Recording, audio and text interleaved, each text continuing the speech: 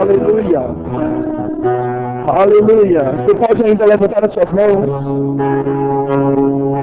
Pai, graças nós te damos, Senhor, por esse culto abençoado.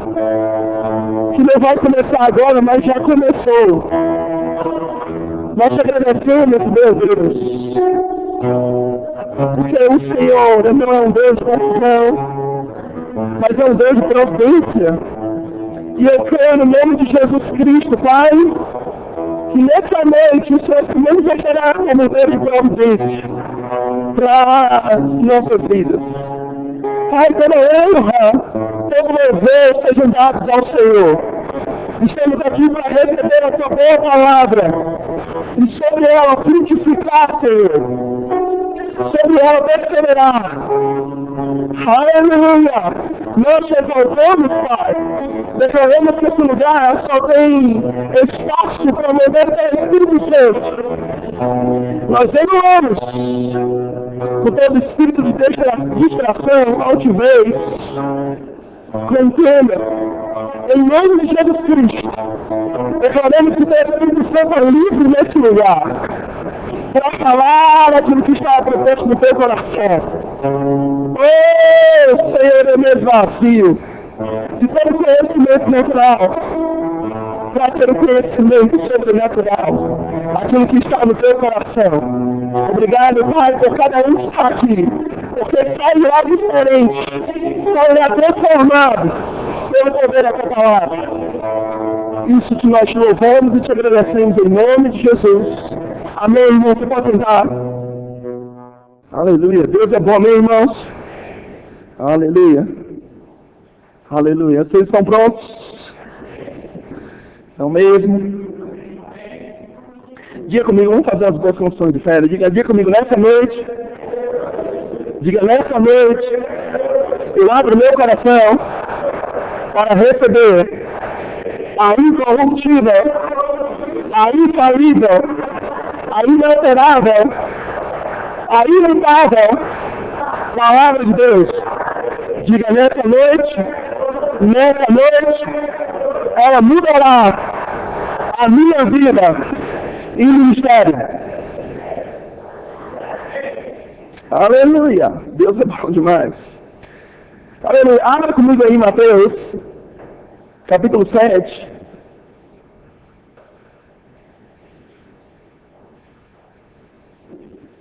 Aleluia.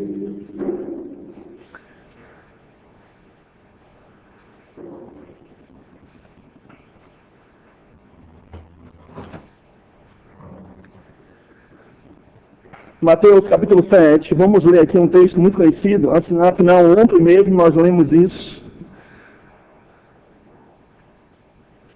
Mas eu creio que o Senhor tem coisas para acrescentar. Mateus capítulo 7, versículo 24. Fala aí sobre os dois fundamentos. Diz, todo aquele pois que ouve as minhas palavras e as pratica, será comparado com um homem prudente que edificou a sua casa sobre a rocha. E caiu a chuva, transbordaram os rios, sopraram os ventos, se deram com ímpeto contra aquela casa, que não caiu, porque fora edificada sobre a rocha. E todo aquele que ouve as minhas palavras e não as pratica, será comparado a um homem insensato que edificou a sua casa sobre a areia. E caiu a chuva, transbordaram os rios, sopraram os ventos, e deram com ímpeto contra aquela casa, e ela desabou, sendo grande a sua ruína. Amém, irmãos? Observe bem. Esse texto, talvez você já saiba de qual é salteado, né? Mas eu quero te chamar a atenção sobre algumas coisas. Talvez eu ministre hoje uma palavra que eu não me lembro de ter ministrado ao longo da minha jornada, no meu ministério, da minha vida. Eu estava orando hoje à tarde e, na verdade, eu ia ministrar sobre outra coisa, mas eu decidi ministrar aquilo que o Senhor quer que eu ministre. E quando eu estava ministrando, Ele falou para mim, o que eu quero que você fale é que o povo, o meu povo, ele não pode retroceder, ele não pode parar, mas ele tem que avançar. Eu não sei se você orou sobre isso, eu não sei qual o sentimento que você está tendo nesses dias, eu não sei se você pensou em desistir. Parece tão óbvio, né, nos dias que nós estamos Todos nós enfrentamos dificuldades, todo dia tem dias bons e dias ruins. A Bíblia diz que o dia mau chega para o ímpio e para o não ímpio. Parece tão óbvio. Mas sabe que quando nós oramos, nós pedimos uma palavra específica para pessoas específicas, ok? Em ocasiões específicas. E talvez você não esteja passando por isso, mas essa palavra se torna segurança para você. Para quando, assim, como diz a palavra que nós acabamos de falar, os ventos e as tempestades venham bater, você esteja solidificado, firme na rocha. Amém? Agora eu quero me chamar a atenção de uma coisa. Nosso ministro de louvor, Vilmar, ele foi muito guiado, porque ele falou e bateu nessa tecla para nós não desistirmos, e foi isso que Deus colocou no meu coração para ministrar. Amém. Aleluia, Deus é muito bom. Aleluia. Às vezes, irmão, deixa eu abrir um parênteses aqui para você, às vezes você não precisa saber se é Deus que está falando, só quando alguém diz, assim diz o Senhor, amém? Aleluia. Você pode saber se é Deus falando ou não, julgando, irmãos, pelo Espírito, não com a sua mente. Não é um julgamento como condenação, mas é um julgamento pelo Espírito. Você recebe a palavra, você percebe que não é algo vindo de homem, você percebe que é algo inspirado por Deus. E sabe que, voltando, sabe que a Bíblia fala justamente sobre esses ventos, sobre essas chuvas. Mas o que é mais importante nós sabermos é que quem entende de construção ou está construindo, algumas pessoas aqui nessa igreja estão construindo casas, glória a Deus, amém? Mas se você chamar um bom mestre de obra, um bom pedreiro, você vai perceber algo interessante. Você vai perceber que quando existe muita chuva, uma grande tempestade, ele não pode andar com a obra, ele não pode completar, ele é obrigado a parar. Você está comigo? E quando o dia fica muito bom, ele acelera a obra, porque no dia que chove não dá para continuar. Quando a Bíblia fala que as chuvas, os ventos, as tempestades, elas dão contra a nossa casa, nós não temos que nos preparar quando a chuva chegar. Nós temos que estar preparados quando a chuva chegar. O grande problema não é a chuva bater na nossa porta. O grande problema é como nós vamos sair depois da chuva chegar. O grande problema é como vai estar a minha vida depois que a dificuldade chegar. Porque, irmão, deixa eu lhe dizer uma coisa. É muito bom nós darmos glória a Deus, aleluia, né? Usarmos até alguns jargões, né? Amém, aleluia, glória a Deus. Mas sabe, Deus, você conhece de fato quem é firmado na rocha, quem confia no Senhor. É justamente, não é pelas suas ações, é justamente pelas suas reações. É pelas reações que você conhece as pessoas. É pelas reações que você conhece a maturidade de todas elas. Sabe, eu sempre falo para a liderança dessa igreja, fluir os dons, cuspir fogo, deixar o Espírito, gritar, isso é maravilhoso. Nós cremos na manifestação dos dons. Mas sabe, irmãos, o que vai nos libertar mesmo não são, muitas vezes, essas coisas, é uma vida. E sabe que você não se estrutura de uma noite por dia. A construção, ela não começa hoje, termina hoje, ela leva tempo. Talvez ela leve meses, talvez ela leve anos. E é nesse processo, irmãos, nesse processo da construção que a chuva pode chegar. Não pense que só a construção vai acontecer e depois a chuva acontece. Ela pode vir até em meio à construção. Mas eu devo dizer, se você estiver firmado, você vai receber relatórios ruins, notícias ruins, notícias inesperadas, coisas que você não estava programado para passar, mas você vai dizer assim, meu Deus do céu, bendito seja aquele que confia no Senhor. Eles são como montes do céu. Os não chegarão, mas permanece sabe, se você estudar a história dos montes de Sião, você vai ver que são montes que não chegaram. São montes que podem dar os ventos, as chuvas, mas eles permanecem firmes, eles permanecem fortes, perseverando na palavra. Então ele diz assim, faz uma comparação, seja como um monte de Sião, que não se abala, mas permanece para sempre. Permanece em Jesus, na rocha, na palavra, irmãos. Aleluia. Observe que essas duas casas, elas construíram. Não teve nenhuma casa que não construiu, as duas construíram. Está entendendo? E quando eu estava estudando sobre essas coisas, meditando, depois que o Senhor falou comigo, saltou alguns textos, o Senhor me deu uma palavra, me deu alguns textos, que nós vamos ler aqui. E eu creio que vai ser bênção para a sua vida. Vai lá para Gênesis. Aleluia. Gênesis, capítulo 19, versículo 12. Capítulo 19, versículo 12. Diz assim: Então disseram os homens a Ló: Tens aqui mais dos teus genros, teus filhos, tuas filhas, todos quanto tem nessa cidade. Fazemos sair deste lugar, pois vamos destruir esse lugar, porque o seu clamor se tem aumentado, chegaram até a presença do Senhor, e o Senhor nos enviou a destruí-lo. Então saiu Ló e falou aos seus genros, ao que estavam para casar com suas filhas, e disse: Levantai-vos, sai deste lugar, porque o Senhor há de destruir a cidade. Acharam, porém, que ele gracejava com eles. Preste bem atenção. Ao amanhecer, apertaram os anjos com ódio, dizendo: Levanta-te, toma tua mulher e as tuas filhas, que aqui se encontram, para que não mereças o castigo da cidade. Versículo 16. Como, porém, se demorasse, pegaram os homens pela mão e as mulheres, e as duas filhas, sendo o Senhor misericordioso, e tiraram e o puseram para fora da cidade. Havendo-os levado para fora, disse um deles: Livra-te a alma da tua vida. Livra-te, salva a tua vida. Não olhes para trás, nem pares em toda a campina. Diga: não olhe para trás. Vamos continuar. Versículo 23, pula lá para o 23. Diz: Saía o sol sobre a terra quando Ló entrou em Zoar. Então fez o Senhor chover enxofre e fogo da parte do Senhor sobre Sodoma e Gomorra. Versículo 25. E subverteu aquela cidade e toda a campina e todos os moradores da cidade e o que nascia na terra. Versículo 26. E a mulher de Ló olhou para trás. Olhou para trás. Ok. E converteu-se numa estátua de sal.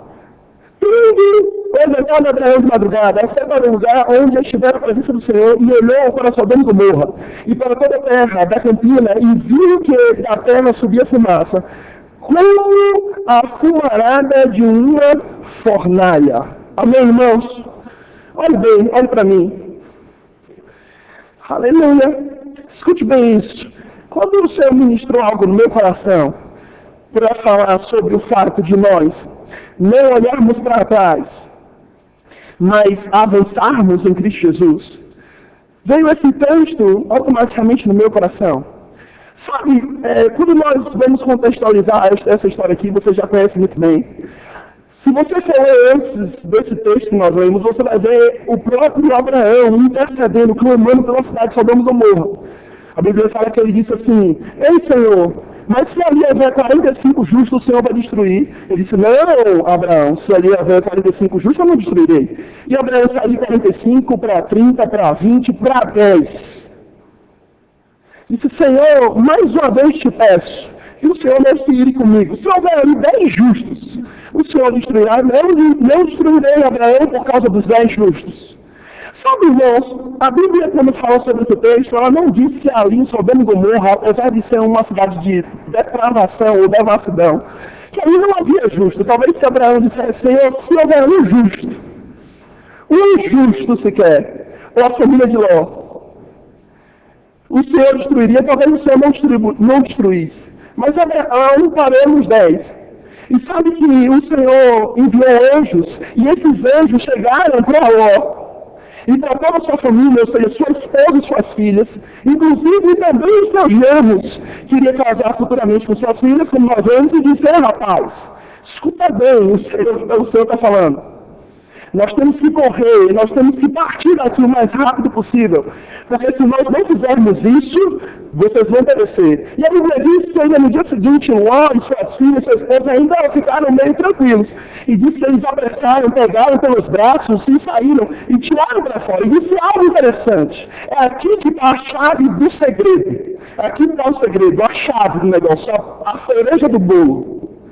Observe que eles não tinham que simplesmente só sair. Eles tinham que sair e não olhar para trás. E aqui faz toda uma diferença. Porque, irmão, deixa eu te falar uma coisa. Ló veio parar na cidade de Sodoma e Gomorra, porque um dia estavam os pastores de Ló com os pastores de Abraão brigando entre si. E eles decidiram se separar para que não houvesse mais briga. E Abraão disse, escolha desse lado, escolha onde você quiser. Porque se você for para a direita, eu vou para a esquerda, se você for para o norte, eu vou para o sul. E disse que ele olhou e viu a campina do Jordão. Algo muito bonito. Ele não sabia o que esperava ele lá. E disse que ele foi para lá. Mas ele sabe que o sobrinho de Abraão, ele convivia com Abraão nos preceitos da lei. Não tinha lei, nos preceitos do que Deus tinha falado para Abraão. Nos preceitos do que Deus dizia. É como se estivesse num vácuo. Você está comigo?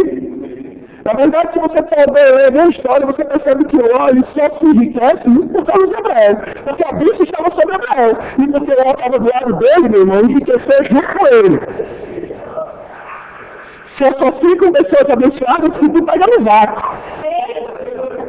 Tudo é hoje. Depois minha esposa prega sobre associação.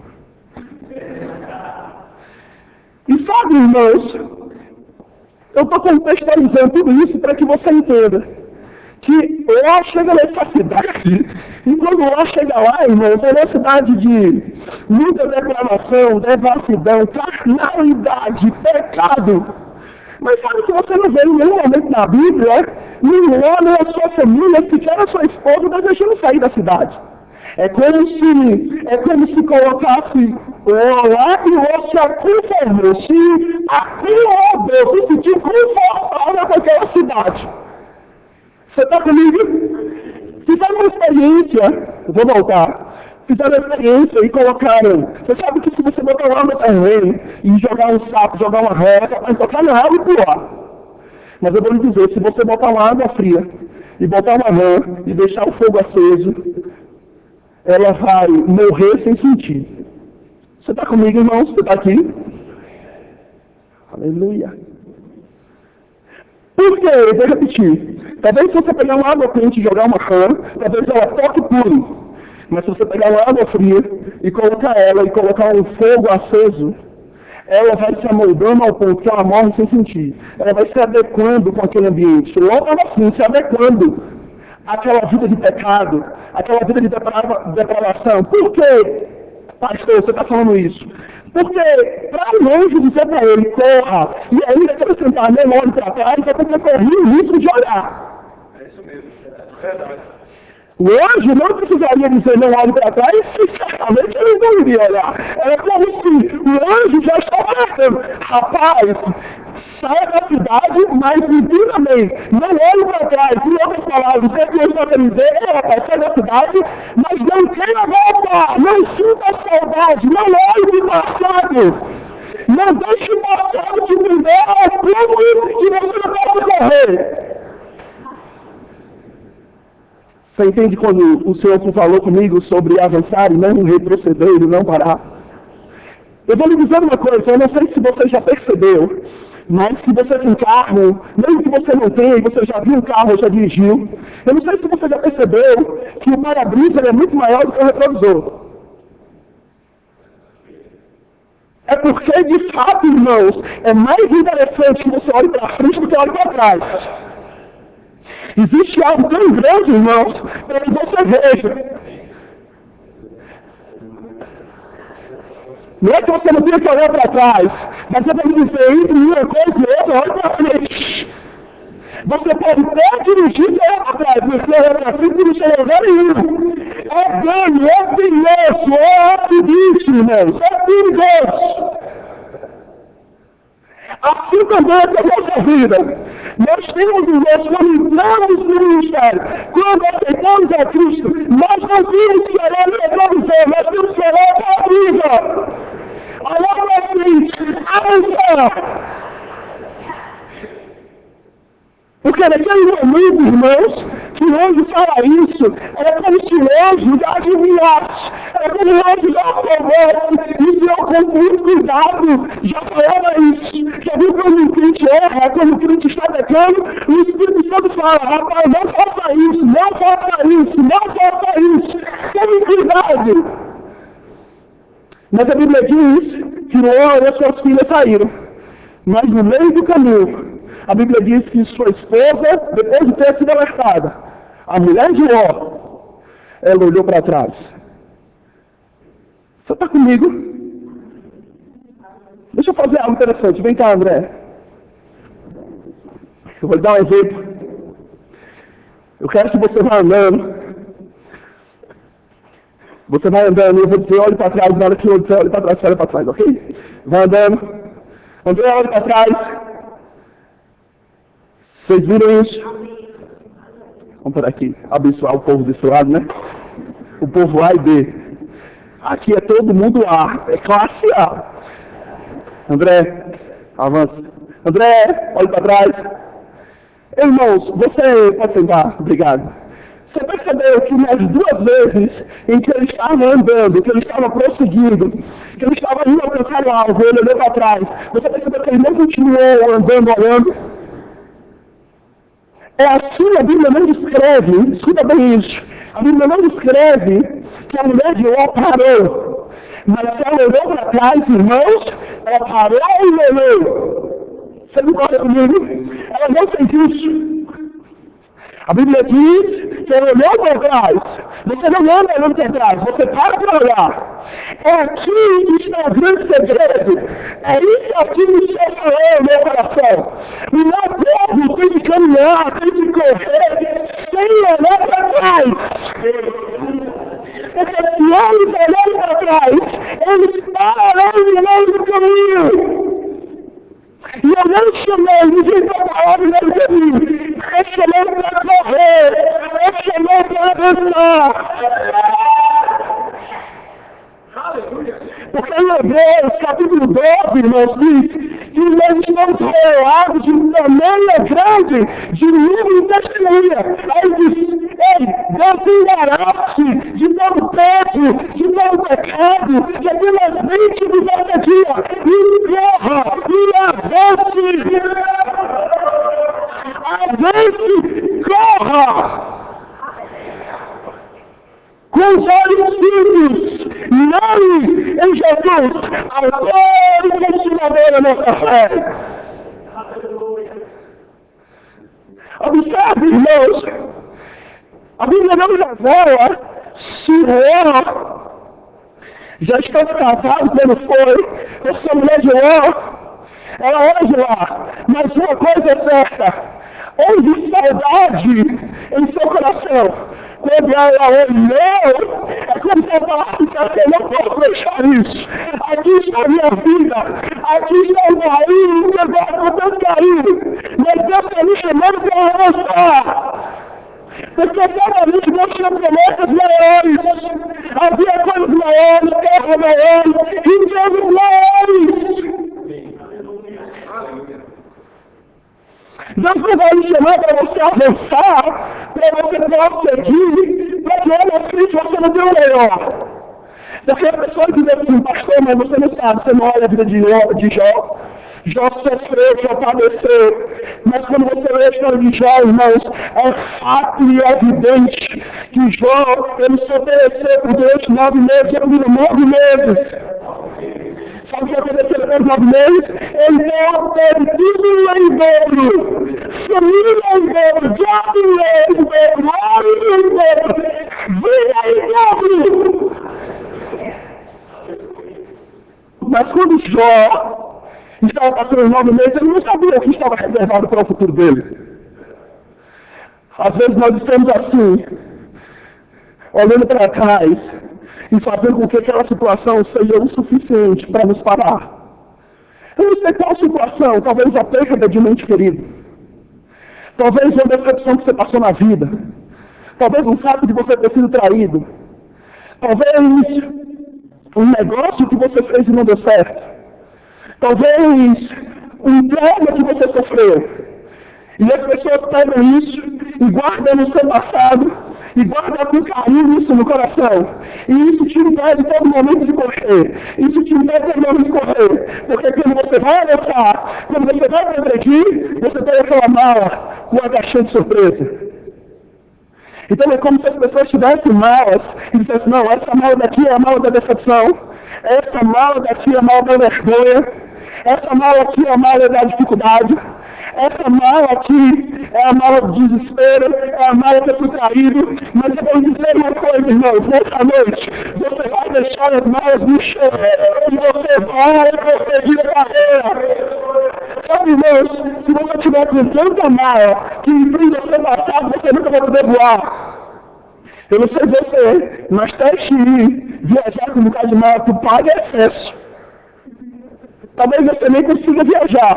Talvez você não consiga nem alcançar o voo, aguentar o voo, atingir a marca maior, chegar em outro destino, por causa das malas. Mas hoje nós vamos dar um pouco para ele as malas, nós vamos deixar ela de lado e fazer como eu posso contar vocês. Esquecendo-me da coisa que fica para trás. Que algo é esse, pastor? O brilho da soberana de Deus! Isso mesmo! Tem o brilho! Aleluia! Irmãos, nós não podemos limitar a Deus.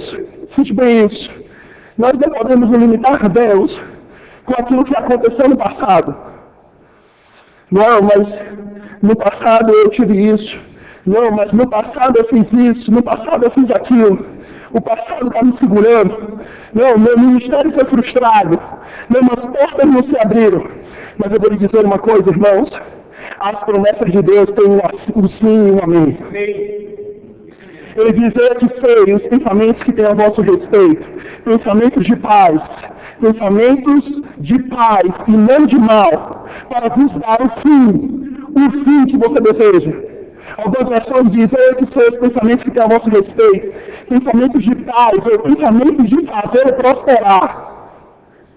Para dar o fim que você deseja. Deixa eu lhe fazer uma coisa, irmãos. Toda vez que nós estamos na caminhada, e nós resolvemos olhar para trás, nós resolvemos ficar com aqueles pensamentos, nós vamos ficar paralisados. E deixa eu lhe dizer, você não vai para lugar nenhum. Não deixe que o seu passado te prenda ao ponto de que você não deixe você prosseguir. Nós estamos falando de um homem, irmãos, que é o apóstolo Paulo, que foi um homem usado para matar os judeus. Imagine as críticas. Se na igreja não existe ninguém que matou um crente, já sofre críticas, as pessoas imaginem Paulo.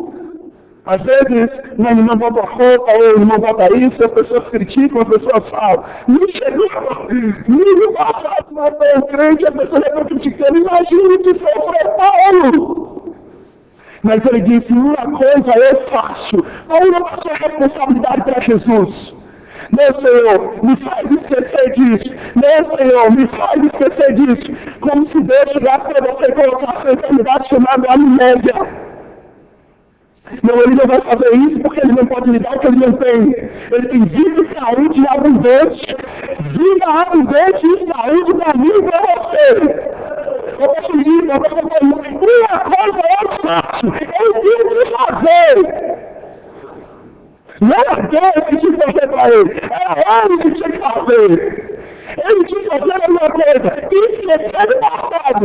Esquecer para que ele pudesse prosseguir. Para que ele pudesse avançar, irmãos. Aleluia. Aleluia.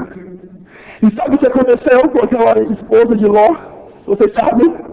A Bíblia diz que naquele momento em que ela virou e olhou para trás, Ló e sua família e suas filhas prosseguiram, avançaram, mas ela foi paralisada. A Bíblia diz que virou uma estátua de sal. Ela ficou paralisada com o seu passado. O passado dela era tão forte que impedia de ela correr, impediu de ela avançar. E eu não quero que o seu passado seja mais forte do que o futuro que Deus tem reservado para você. Irmão, deixa eu lhe dizer uma coisa, e grave isso agora. Escute bem o que eu vou lhe dizer. A vida, escuta isso, abre os seus ouvidos. A vida, ela pode até ter sido injusta com você, mas eu quero dizer que existe um justo. Eu quero dizer que ele é justo, ele é fiel, e que ele promete, ele cumpre Deus. A vida pode maravilhosa, vergonha, tentação, desonra, mas ele é justo. E sabe que hoje abunda a glória da segunda casa, a glória da primeira casa, superabunda a glória da segunda casa. Onde abundou o pecado, superabunda a graça. Aleluia. Sabe, irmãos, eu vou lhe dizer uma coisa, escute bem o que eu vou te falar. Eu me lembro que no ano de 2010, dia 15 do ano de maio de 2010, faleceu a mulher que eu mais amava, né? Uma das que eu mais amava sobre essa terra, que era minha mãe.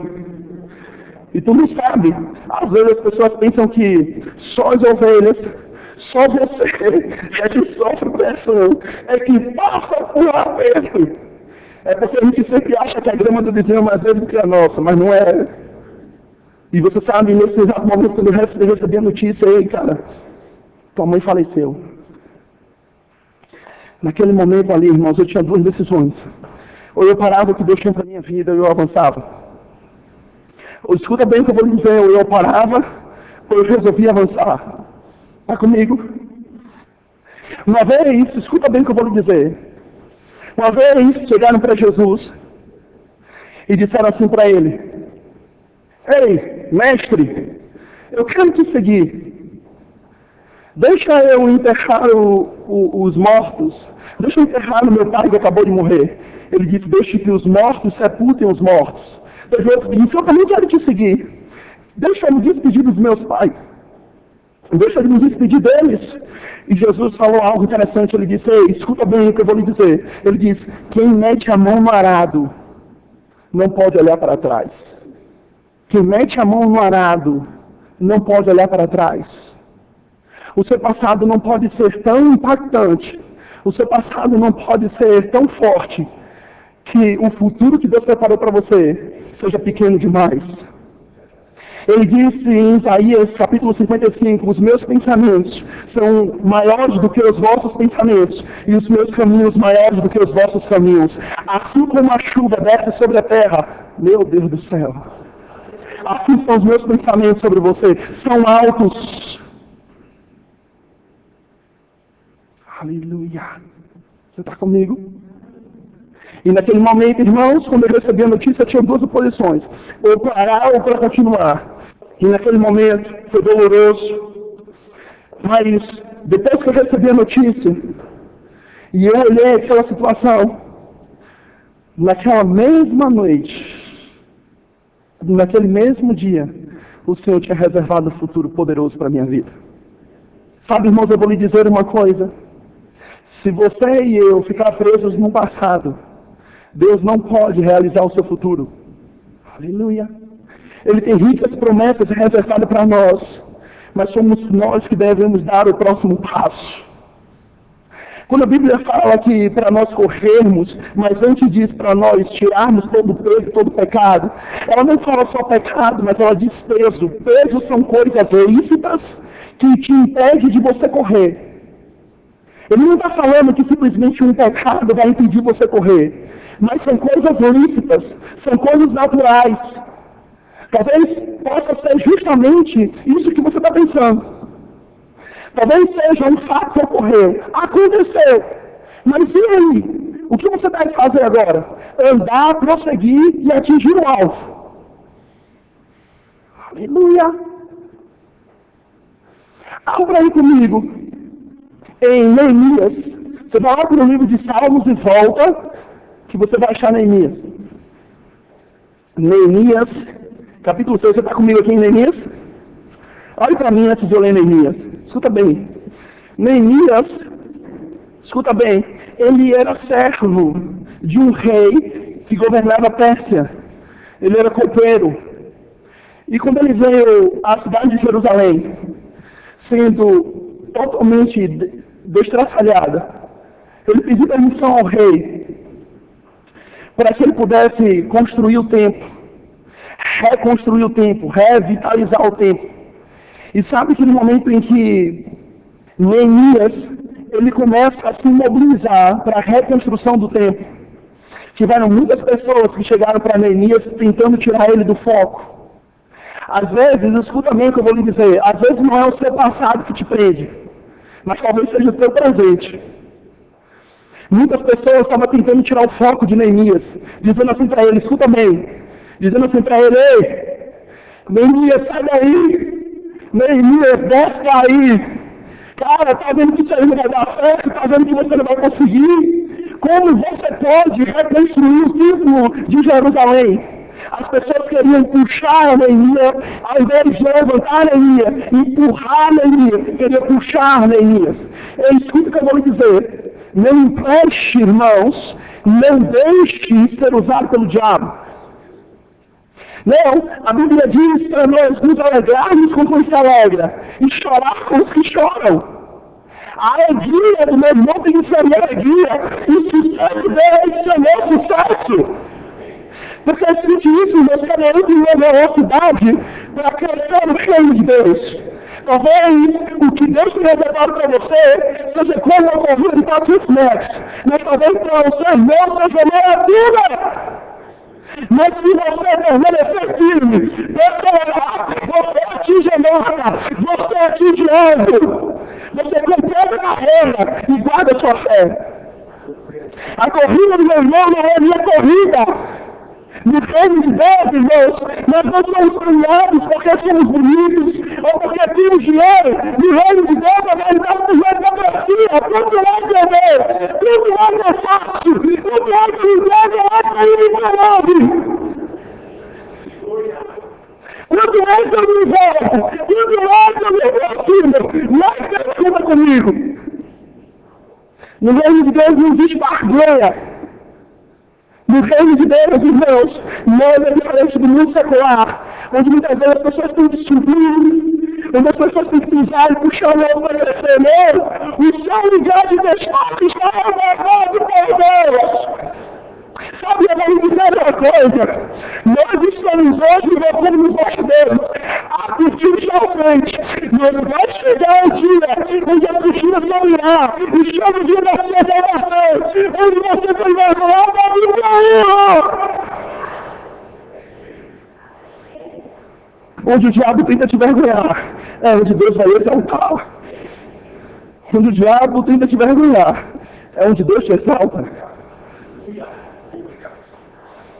Aleluia. Existem muitas pessoas, escuta bem, que estão com muitos porquês, com muitas interrogações. Mas por que isso? Mas por que aquilo? Mas por que aquilo outro? Mas por que tem que ser assim? Mas por que aconteceu isso? Ei, escuta bem, hoje, escuta bem, a palavra que vem ao meu coração não é tempo dos porquês, não é tempo das interrogações, é tempo de um ponto de segmento. É tempo de você bater o procedimento e assim terminar e você dizer, aqui é o meu filho, aqui é o avanço. O que ficou para trás, ficou para trás. Agora é nova jornada, agora é nova vida. Aleluia. Eu fico imaginando, eu vou voltar para o texto de Neemias. Eu fico imaginando a vida de José, irmãos. Você conhece muito mais do que eu. A vida de José, irmãos, desde quando José se entende por gente, é só tropeço. É irmão querendo matar. É pai e mãe não acreditando no ministério dele. É ele recebendo acusação sendo escravo. É ele recebendo acusação sendo preso, sendo vendido. Mas quando você olha para a vida de José, ele não murmura. A oportunidade que ele tem para recuar, para dizer assim, Deus, agora tu vai receber o troco agora. Você fez tudo isso comigo, eu estou bicudo. Eu estou bicudo com Deus. Eu estou triste com Deus. Não, eu só fico triste com quem te dá alegria. Ô, irmão, deixa eu te falar uma coisa. Escuta bem o que eu vou lhe dizer. Eu não posso ficar sem falar sobre isso. Por mais que meu filho, irmãos, ele chora e passa tudo isso. Mas eu vou lhe dizer, não tem como ficar triste, não tem como permanecer triste, ele me dá alegria. Não fique triste quando você resolve os seus problemas. E sabe, irmãos, o que eu acho mais bonito em José é que ele consegue descrever algo. É o seguinte: tentaram me matar, tentaram me prender, mas não conseguiram matar os meus sonhos. Meu Deus do céu. Enquanto José estava lá no calabouço, ele continuava sonhando. Enquanto ele estava na prisão, ele continuava sonhando. Enquanto ele estava na prisão, enquanto ele estava sendo escravo, ele continuava sonhando. Aleluia. Mas você sabe que às vezes tem pessoas assim: não, mas para mim aqui chegou, é o fim da linha, eu não tenho mais sonhos. Meus sonhos acabou. Não, deixa eu lhe dizer uma coisa: no dia que seus sonhos acabar por parte da terra, se você está aqui é porque tem algo para ser feito. Deus não iria ser tão incompetente de deixar eu e você na terra para que você fique de braços cruzados. Não, se você está na terra, tem muita coisa para ser feita. Aleluia. O apóstolo Paulo escuta bem isso. Essa pregação que eu estou fazendo, irmão, é como um martelo que esmiuça a pedra.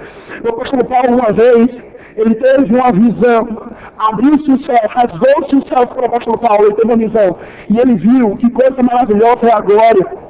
E ele chegou para os filipenses e disse: ó, filipenses, escute bem o que eu tenho para dizer. É incomparavelmente melhor estar com Cristo do que estar com vocês. Para alguém dizer que é incomparavelmente melhor estar com Cristo, irmãos, é porque ele esteve com ele em algum momento. E ele diz: é incomparavelmente melhor estar com o Senhor do que estar com vocês. Mas por vossa causa, ó filipenses, é necessário que eu ainda permaneça na carne, é necessário que eu permaneça na terra, para cumprir o propósito que se chamado a fazer. Se vive na terra, existe um sonho, existe um propósito, existe uma meta, que você vai alcançar, irmãos. Isso aqui que eu estou mostrando para você é Bíblia. Não é um livro de autoajuda que você abre e diz como ter sucesso. Não, deixa eu lhe dizer uma coisa: nós nunca precisamos de autoajuda quando nós temos a ajuda do alto. Aleluia. Sabe, irmãos, eu vou lhe dizer uma coisa: a injustiça da vida não pode ser o suficiente para parar o seu ministério e a sua vida. Aleluia. Porque a Bíblia diz que aquele que se aproxima de Deus, Diogo, aleluia, ele galardoa. Aqueles que se aproximam de Deus têm galardão. Escuta bem, voltando para o texto de Neemias.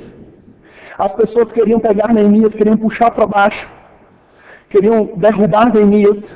E eu não sei você, talvez você esteja nesse exato momento, às vezes, pensando em um colega do trabalho, pensando num amigo que você discutiu, que você brigou.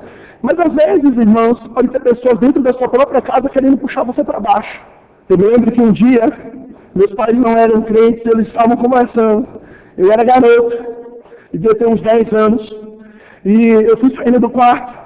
Eu não esperava ouvir o que eu ouvi. E eu ouvi meu pai falando assim: ei, o nome da minha mãe era Vera Lúcia.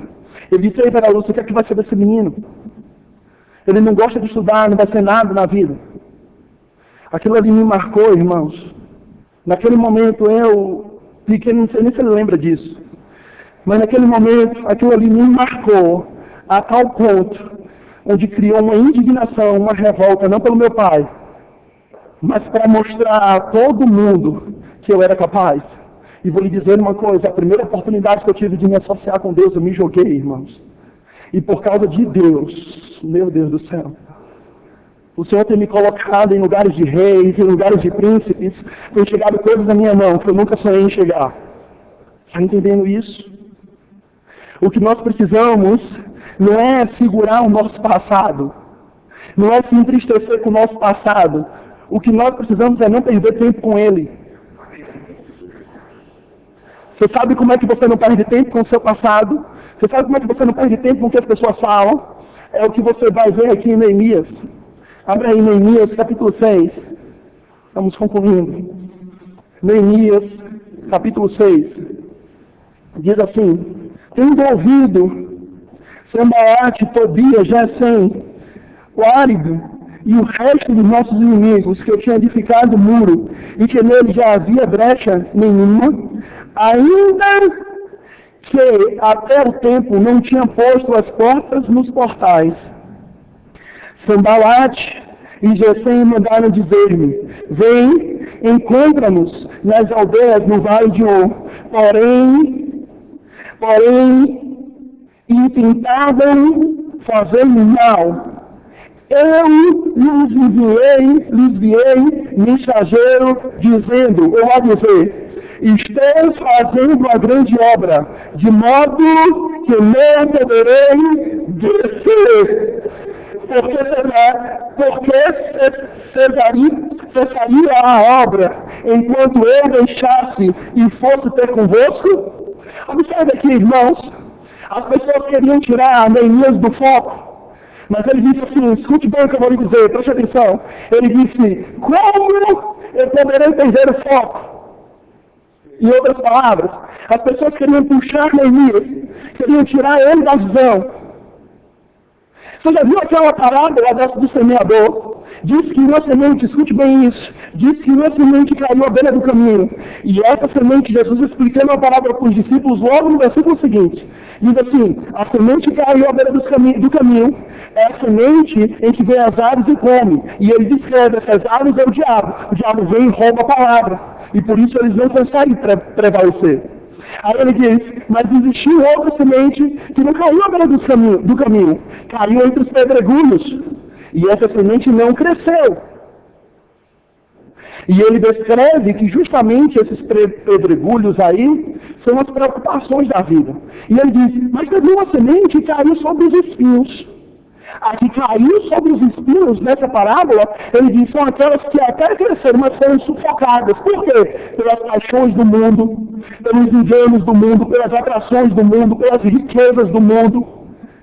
Mas ele diz, teve uma semente que caiu em uma boa terra. E essa semente que caiu na boa terra foi a que recebeu a palavra de bom grado em seu coração. E essa palavra que ele recebeu de bom grado em seu coração foi o suficiente para ele perseverar. Essa semente perseverar na terra. E produziu a 30, produziu a 60 e produziu a 100 por 1. Você está entendendo o que eu estou falando? Escuta bem, irmãos, o que eu vou lhe dizer. Não deixe que nem o seu passado e nem o seu presente impeça o seu futuro. Não deixe que as paixões do mundo, não deixe que a ganância, as riquezas, os livros do mundo sejam suficientes para que a semente não germine na sua vida. Ele diz, a semente é a palavra. O problema nunca esteve na semente. O problema sempre esteve no solo. A mesma semente que frutificou, a mesma semente que prosperou a 30, prosperou a 60 e prosperou a 100 por 1, é a mesma semente que caiu nos outros 6 salos. O problema não é a semente. O problema não é a palavra que é para Deus. O problema é que nós fazemos com a palavra. É exatamente isso, irmãos. Vou botar no texto meu livro, vou encerrar com ele. É por isso que está lá no texto que nós lemos de Lucas, capítulo 7. Quando ele diz assim, existem 2 fundamentos. O fundamento é aquele que foi fundamentado por aquele que ouve e pratica. O problema não é ouvir, o problema é ouvir e querer praticar, irmãos. O problema é pegar a semente e querer usar, querer degustar, querer provar a semente. Aleluia! Nós perseveramos com ela. Mas sabe, irmãos, quando nós olhamos uma pessoa, não sei se você conhece, talvez você conheça alguma pessoa que se desviou do Evangelho, você vai ver que isso é por esse motivo. Ela até ia bem, ela até estava indo na igreja, ela até ouvia a palavra, até que chegou um ponto, irmãos, que essa palavra não foi o suficiente para prevalecer contra as preocupações ou contra as paixões da vida. Você lembra quando Eva pecou? A Bíblia diz que Deus chegou para Adão, não foi para Eva, e disse, Adão, onde estás? Ele disse, tive medo e me escondi. E ele disse, quem te fez saber que você teve medo? Ele disse, sabe de uma coisa, Senhor? A mulher que me destes, foi ela que me deu o fruto para comer. Mas só que antes disso, no papo em que a serpente tem com Eva, Eva descreve o que Deus disse para Adão antes de ela nascer. Ela chega ainda a distorcer, mas prova de que ela tinha conhecimento. Talvez um conhecimento meio errado, mas ela ouviu algo parecido. Porque quando a serpente foi conversar com ela, e ela disse, ei, você pode comer do fruto que gera conhecimento bem no mal, porque se você comer, você vai ser igualzinho a Deus. O que ele tinha feito no passado, antes de ser diabo, foi Lúcifer. Ele estava lá com Deus, mas ele disse que ele usurpou ser igual a Deus. E nesse momento que ele usurpou, Deus botou para fora, sabe? Mas nesse exato momento, irmãos, em que começa o diálogo entre a serpente, entre o diabo e Eva, todo esse diálogo, Eva diz, não, mas entenda, escuta bem, Deus, ele disse para nós não comermos nem tocarmos. Deus não tinha falado isso para Adão, tinha falado para ele não comer, não estou falando tocar. Mas se Eva chegou a dizer isso, é porque certamente Adão compartilhou. Olha, Eva, deixa eu lhe dizer uma coisa, não coma desse fruto não, mulher, porque se tu comer, é desastre para nós. Você está comigo, irmãos? O que acontece com a semente e a palavra é mais ou menos assim. Não que as pessoas ganham por a palavra, mas as pessoas, elas não recebem a palavra como deveriam receber. E aí você não tem raiz firmada, não tem uma palavra forte, vem chuvas, vem ventos, vem temporais, e as pessoas se usavam. As pessoas vivem em a pessoa vive em negação, a pessoa vive em negação com 10, com 15, com 10, que é deixado. E a palavra toda dentro não é o suficiente para nada forte e nada de correto. É isso que Neemias estava guardando. Neemias recebeu uma palavra para edificar o templo. A palavra que chegou ao meu coração não tem nada. Não tem ninguém, não tem diabo, não tem pessoa, não tem família, não tem ninguém. Se não falar essa palavra. Por que Neemias? Porque eles não estão batendo a igreja. Meu Deus do céu! Ele estava lá na torre, estava lá no alto, e ele disse, ei, avisa lá, que eu estou aqui em cima, e daqui eu não desço. Eu estou fazendo uma grande obra. Se eu tivesse eu fazia uma grande obra. E não vai acontecer.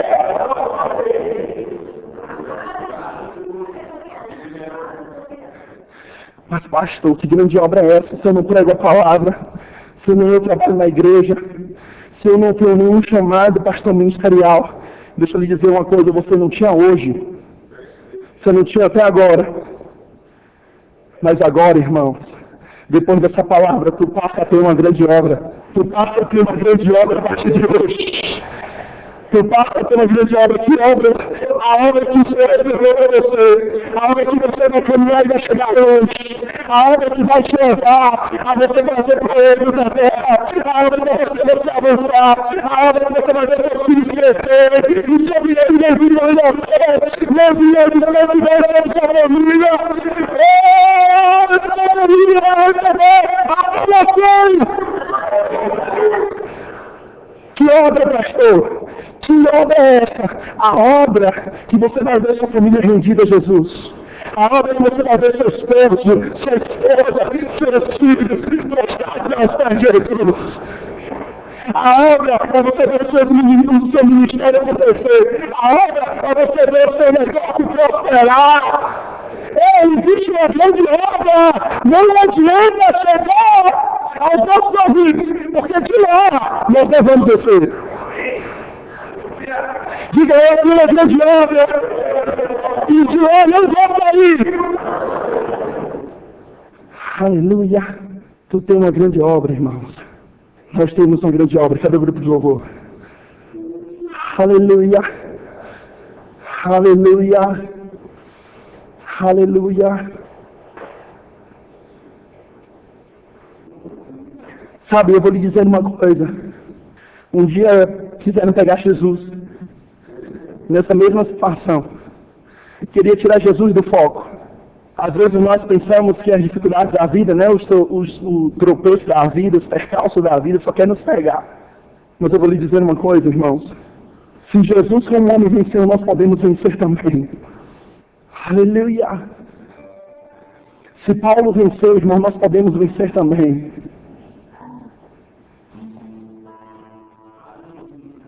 E sabe que uma vez, Jesus, depois de Jesus, depois de 3 anos e meio, 3 anos e meio, curando pessoas, libertando vidas, salvando pessoas, fazendo sinais, maravilhas e prodígios. Em meio a essa caminhada, não só teve pessoas como os fariseus e escribas que queriam pegar Jesus. A Bíblia fala que todo momento tinha pessoas querendo pegar Jesus. E a Bíblia diz assim, e levantaram uma pergunta e falaram contra Jesus para pegar ele no erro. Mas a Bíblia diz que todas as vezes, diz assim, mas Jesus sentia, sabia o que lhe passava em seu coração. Sabe, eu vou lhe dizer uma coisa, uma das pessoas a qual andou um certo tempo com Jesus, inclusive batizou Jesus, João Batista. Sabe lá João Batista, Joãozinho, que olhou e disse, mestre, eu não sou digno de desatar as suas sandálias. Não, mestre, é tu que precisa me batizar. Eu disse, ei João, deixa de besteira, batizam logo aqui. Esse mesmo João, quando ele estava na prisão, na cadeia, perto de ser degolado, esse mesmo João pegou um dos seus servos e disse assim, ei, meu Deus do céu, João viu, irmãos, escuta bem, João viu, no momento do batismo, o céu se rasgar, e ouviu uma voz dizendo, esse é o meu filho, em quem me compraste, esse é meu filho, em quem tenho prazer, esse é meu filho, que eu me alegro. Está comigo? Esse mesmo João chegou uma vez para Jesus e chamou seus discípulos, os discípulos dele de João, e disse, vai lá perguntar a Jesus se ele mesmo é o judeu mesmo, se ele é o Messias, se ele é aquele que vinha mesmo. Depois de ter assistido tudo isso, vai lá perguntar se é ele mesmo. E imagina Jesus recebendo os discípulos de João, entendendo ele, mestre, deixa eu te falar uma coisa. Na verdade, nós vimos aqui a mandato de João. E eu quero saber se é tu mesmo, duvidando. Sabe, irmãos, as pessoas, às vezes, talvez mais próximas de você, vai querer duvidar. É tu mesmo? É você mesmo, né? Mas você não era aquela pessoa, você não era aquele... Você não era João, mas... Você não era aquele menino que não gostava de estudar, você não era aquele menino que nós sabíamos que não ia para frente, não ia prosperar, não ia crescer. Você não era aquele garoto que seu futuro não ia dar nada. Você não é aquela pessoa onde só trouxe desgosto, onde era tido como uma ovelha da família. Sabe, às vezes as pessoas mais próximas vão tentar minar a sua fé. Mas sabe que João, quando perguntou isso através dos seus discípulos a Jesus disse, deixa eu lhe dizer uma coisa, vai lá e diz a João o seguinte, fala a João as minhas obras, ou seja, os meus frutos evidenciam quem eu sou. Ele disse, vai lá e diz a João que os cegos veem, meu Deus do céu, vai lá e diz a João que os cegos veem, os coxos, os paralíticos de levantam, os mortos ressuscitam. Sabe, Deus está me dizendo uma coisa, ele te deu uma chave no seu presente, e nós não deixamos caminhar no seu futuro. Está chegando novo tempo, está chegando novo tempo, está chegando novo tempo, os espíritos do lado de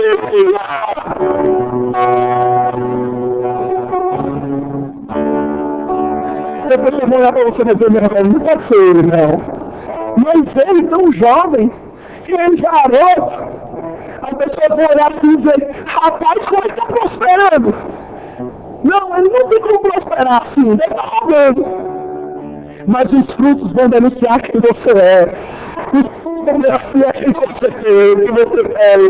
As pessoas vão olhar para você, a sua família vai olhar para você e vai dizer assim, mas meu Deus, é comigo mesmo.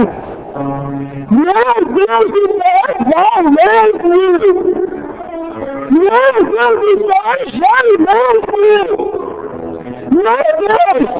Meu Deus, vai!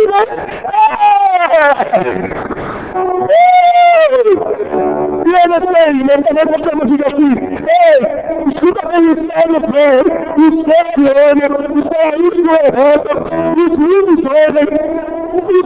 falam, os filhos erram, eu não sei dizer isso, eu não sei dizer, ei, Senhor Neto, é que procurará, meu Pai, é alegria.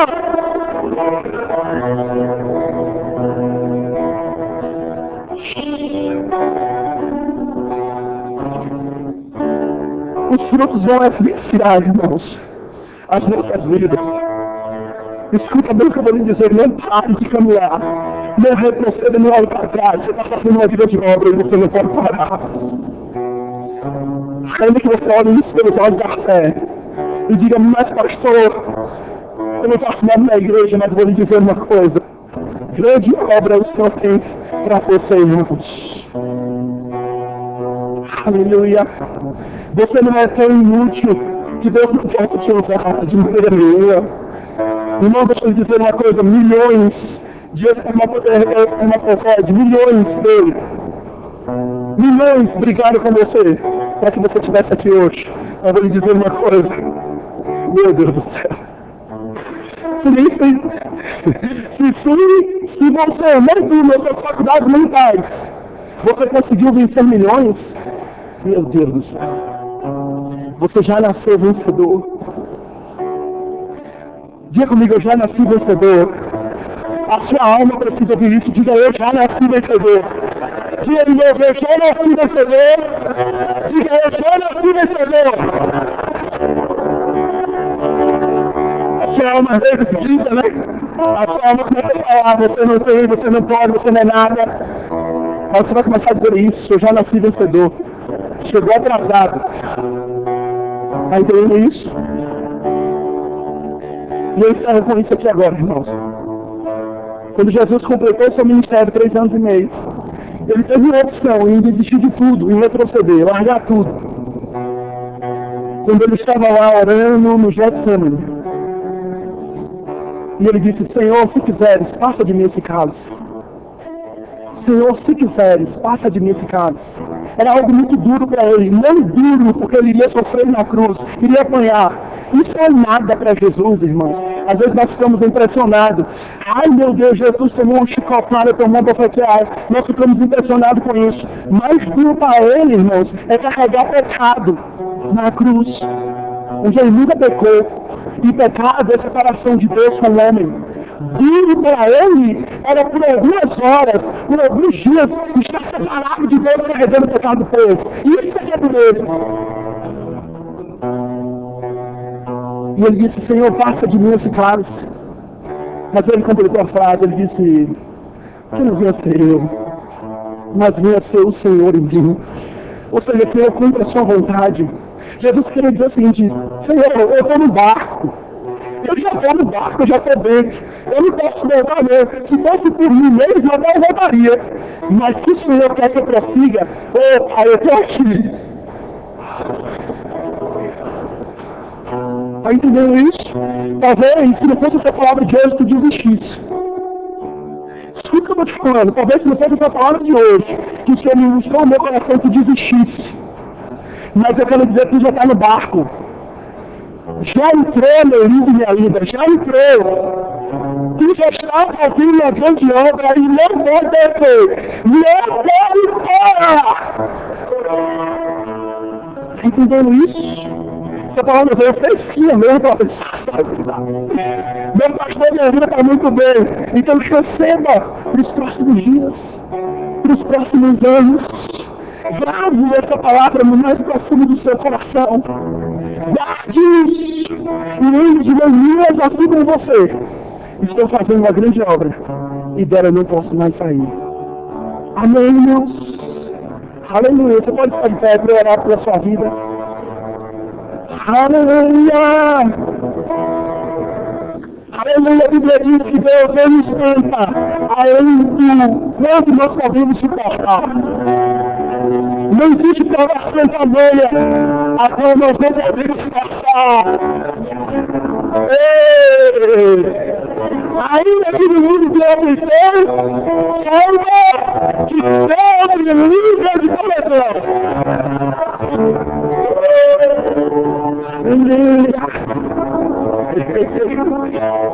Obrigado, meu Deus.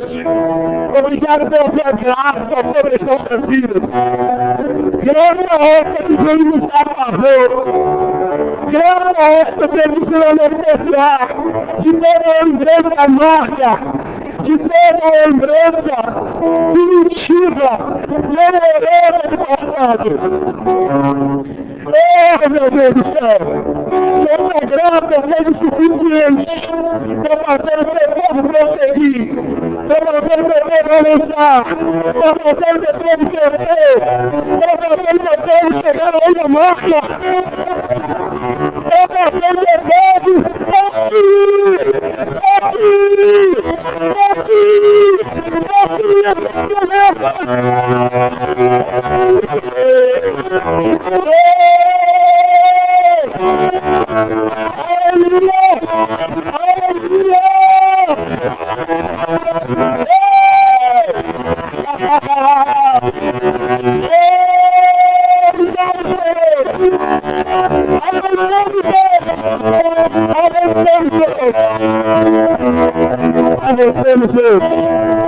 Ai, meu irmão, diga só, diga desse, comeceste,